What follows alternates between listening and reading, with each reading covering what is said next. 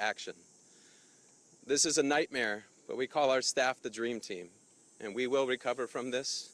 We will rebuild from this. When we planned for this school year, we intentionally chose a theme from the prophet Jeremiah chapter 29, a future filled with hope. There's nothing about today that can fill us with hope. We, as a community, have a responsibility to make sure that no child, no parent, no teacher ever has to experience what we've experienced today, ever again. I need everybody to commit those words to your speech patterns, never again. We lost 2 angels today. And please continue to pray for those still receiving care. We can't change the past, but we can do something about the future. There's an African proverb that says, when you pray, move your feet. So I beg you, I ask you to please pray, but don't stop with your words. Let's make a difference and support this community, these children, these families, these teachers. Never again can we let this happen. I love you, Annunciation family. We're with you, and we will be stronger when this is done. Archbishop Hebda will be coming next.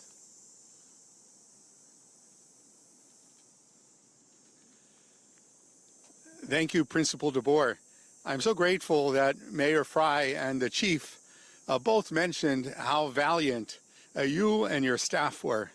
I'm so grateful to the pastor here at Annunciation, Father Dennis Zarin, for the deacon, Deacon Kevin Keneally, also were heroic in this time. But how sad it is, for sure, not only for the families who are directly involved, but indeed for families everywhere who feel the threat that comes from an event, a tragedy like today's. I would never want to correct a principal, but Principal DeBoer said it wasn't so clear where would be the source of hope. And brothers and sisters, we have to be men and women of hope. Already today, I've been receiving messages from all over our country promising prayers. And I think it's the prayers of the feet as well, Principal. That is, for me, is a source of hope, just as we see families stepping forward to help those who have been impacted by this terrible tragedy. Very grateful that Principal DeBoer spoke about prayer. Certainly that the bell in a Catholic church is always a call to prayer, and so it's a reminder for us for sure to be praying.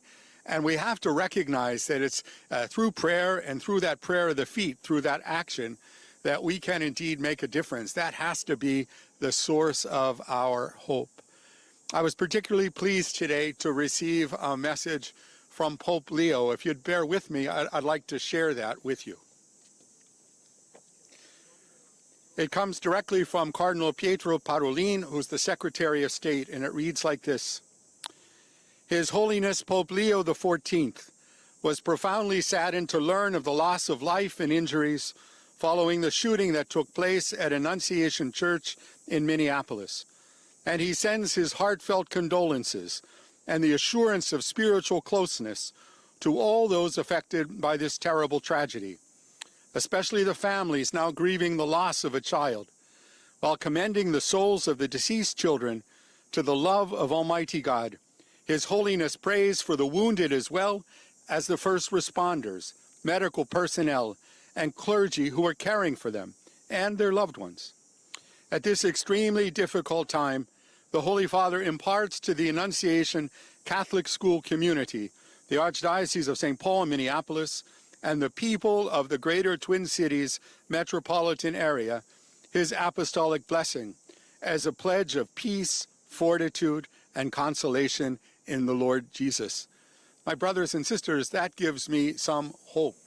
We know that the Holy Father, Pope Leo, did his hospital training right here in Minneapolis, so he knows our community, and he's been reminding anybody visiting from Minnesota that he spent some time here.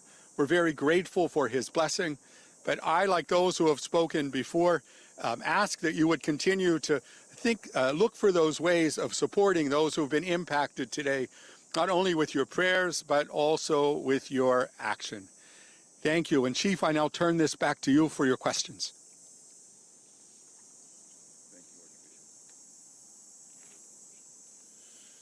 Thank you, Archbishop. As I mentioned, obviously the investigation continues in its preliminary stages. I will take some questions now, and additionally, we will let you know when we can provide some updated information. How are the injured students doing? What are their conditions at this point? The question from Matt was, how are the injured students doing? I believe all of them have their parents with them now, and they are all expected to survive. All of the remaining victims are expected to survive. There is a range of injuries, however. Chief, you said the weapons were acquired legally. Do we know when Yes. and where they were acquired? I can tell you they were purchased recently. Chief, can you tell us anything more about a possible motive here? We've also heard reports that the suspected shooter's mother was employed here at some point. Can you confirm that as well? So the question was on a possible motive and a relationship to the church or to the school.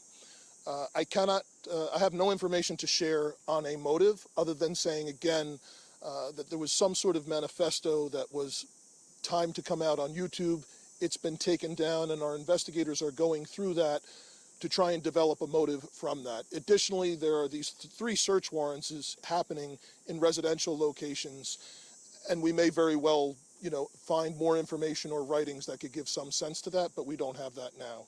And I cannot confirm a relationship between the suspect or his family and this church at this time, but that's obviously something we're looking very closely at. Chief, about the manifesto, can you confirm at this point whether it was in fact by the suspect, or you believe at this point that it is in fact from him? And second question, What was by the suspect? I'm the sorry. manifesto that you've been Okay. talking about. Yep. So the question was about the manifesto. We do believe it was by the suspect, yes. And we understand that we've seen some documents about the name change that somebody with the same name as the suspect has filed for a few years ago. Yep. Do you believe this to be the same person, that Robin Westman was in fact born with a different name at this point? And can you speak a little bit more about the identity? Yep. So the question was about the suspect, and he had a name change at some point in the past. I cannot confirm that other than confirming the identity, the name that I gave you, the age. That is the suspect. That's the person that we believe has caused this. Chief, you mentioned these videos posted on YouTube, seemingly scheduled to be posted right after the shooting. Is there anything that the suspect posted days prior, months prior, that could shed any light on their mindset? Yep. So the question was, we mentioned that the YouTube videos were scheduled to be posted. Is there anything else in social media that may shed some light into this? We do not have information on that at this time that I'm able to share. However, our investigators and our law enforcement partners are definitely looking at that. About how many children and parishioners were in the church when this happened? So the question was how many children and parishioners were in the church when this happened. This was towards the beginning of Mass, so some of the children were already filed into the church and were seated. Others were coming in. I've heard estimates, but we will release a more definitive number. Chief, Minneapolis police officers have had a tough couple of days. I know we're talking about the children Yep. in this incident, but there were several shootings yesterday. Yep. How is the resource thing going for you? Are you getting help from other places now? Yep. So Sue's question was resources for Minneapolis police due to the other challenges we've had the last 24 hours. Obviously, this has been the most difficult. The dozens of officers that responded to this scene, many of them are deeply traumatized by what they saw, as are obviously all of the children, all of the staff members, Father Dennis, everyone who was at Mass this morning. So obviously that has been our number one priority, is to care for the health and wellness of the officers that responded here. Additionally, obviously, we have responded to other challenging situations and other acts of violence. I can say, in regard to the shooting that happened outside of the high school yesterday, we have arrested 2 people for assisting in that shooting. We have not gotten the shooter yet, but we believe we have 2 people under arrest that were present with the shooter when that happened, and we're making significant progress. There was an additional arrest at a homicide last night that happened on the 2700 block of 3rd Avenue South. That person has not been booked specifically for being responsible for that murder, but we believe that is the person who caused that. So, First time you've No, unfortunately not. Yep. A lot of the politicians here, the principal and others have said that this can never happen again. I'm just wondering if you have a suggestion for where we start to make sure it doesn't ever happen again. Yeah, so the question was, where do we start to make sure this doesn't happen again? I don't have an answer for that at this time. Chief, you understand from the federals that there is an idea that this may be investigated, maybe it already is, I'm not sure my information, as a hate crime against Catholics. I'm asking you, perhaps, Archbishop, is this a line of investigation that you have open? Can you comment on that? So the question is this an investigation into a hate crime against Catholics? We don't have a motive at this time. Obviously, we're open to any possibilities at all, but we don't have a motive or anything to suggest Do you that. know if there is any more safety, any more protective measures that are implemented at other Catholic schools throughout the Twin Cities or churches? I'm sure there are masses going around right now this afternoon. Yeah. It's just a week out from, or a few days before the start of school. Yeah. So the question is the concern for other churches, other schools around the metro. Unfortunately, this is something that our community has been dealing with for some time. The threat of active shooters, the threat of hate crimes at houses of worship, unfortunately, is not something new here. And of course, our precinct inspectors, our crime prevention specialists are available to work with both houses of worship, churches, and schools that do reach out to assist in any additional security measures or advice that we can offer them. Question about that to follow up. Are you aware if this is the first time that actually a Catholic mass has been targeted and there have been victims inside a Catholic church during mass? In the Twin Cities, not in the world. In the Twin Cities, I'm unaware of any other. yeah, from the the question was, is this the first time that there's been attack of Catholics at Mass in the Twin Cities area? The Archbishop is unaware of any other attack. The FBI director is saying that this is being investigated as domestic terrorism. Are you also tracking this? The question was, is it being investigated by the FBI? The FBI director is saying this is domestic terrorism. Is that what you're tracking? Well, the FBI is here with us and has been a part of this entire investigation, as well as the ATF, other law enforcement. It's being led right now by the Minneapolis Police Department, and we are looking at, obviously, any possibilities from wherever the evidence will lead us from what we recover. Absolutely. Thank you all again so much for your time today, for your support. Thank you.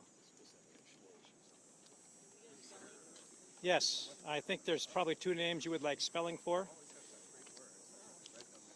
It's Principal Matt DeBoer, D-E-M-A-T-T-D-E-B-O-E-R. David Edward Boy, Ocean Edward Robert. And that's Archbishop Bernard, B-E-R-N-A-R-D, Hebda, H-E-B-D-A. Hebda. Okay, yep, just a second here. We do not have any further planned press conferences for today. The focus now switches to the healing process, which will include some vigils tonight, and we're encouraging people to show us support to those. If any more information does become available that we think is important to share with you, we will let you know about if and when or how we're going to share that. So until tomorrow, that's all we have for now.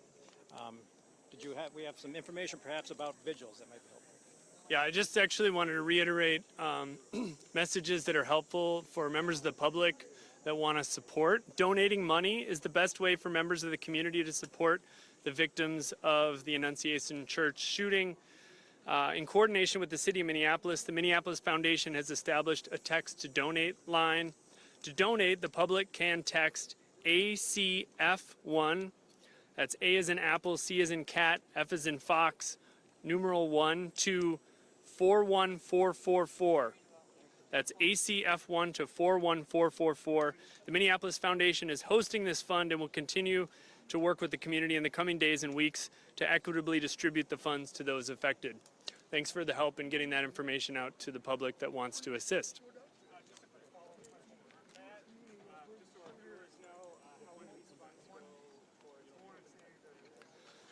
What I can say is that the Minneapolis Foundation is hosting this fund, and they're going to work in the coming days to distribute the funding equitably to those who need it.